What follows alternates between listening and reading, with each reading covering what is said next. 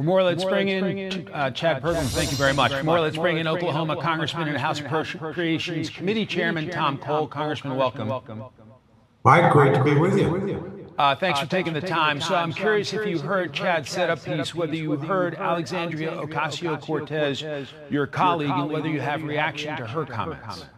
Well, it's disappointing. I mean, why anyone cannot express sympathy and respect for a remarkable person, but a tragic circumstance, a wife, 2 young children left behind. There was nothing offensive in this resolution at all. It was not mean to be provocative. It was meant to be healing. And I'm disappointed more people on the other side of the aisle didn't see it that way.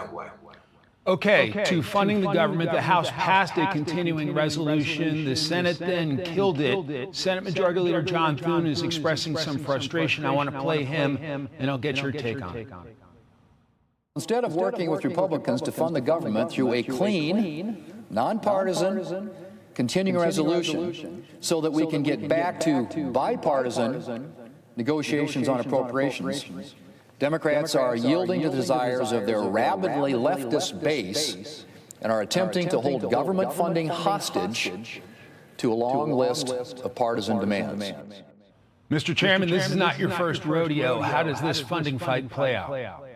Well, obviously the House has done its part. We actually did pass a very clean bill, takes us through November 21st, allows negotiations, which actually are underway on three important bills. So we've done our part. I agree very much with the Majority Leader. It's frustrating in the United States Senate. Honestly, I think that's where the problems began in many ways. I think that Leader Schumer is under attack by his own left wing, AOC amongst them evidently.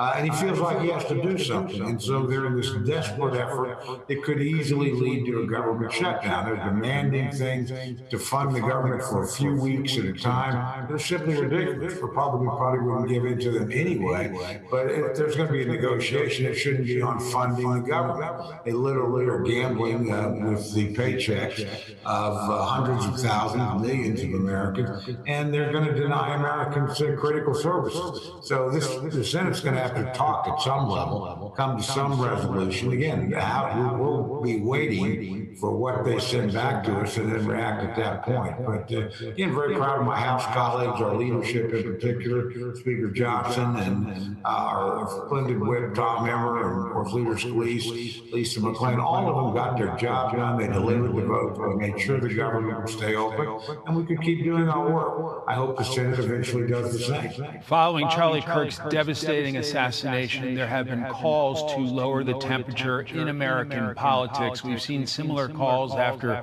the shootings of Gabby Giffords and Steve Scalise. Do you think this time perhaps people will heed the warnings and lower the temperature? Well, if you can't do it this time, then we really are in serious circumstances. This is a tragic situation.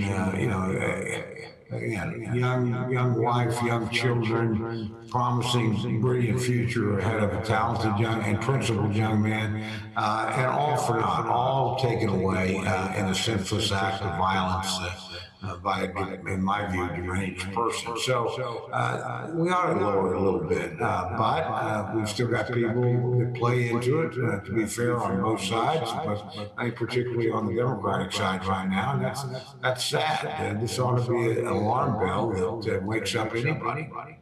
Amen. Chairman Tom Cole, thank you so much for your time today. Appreciate you. You bet, sir.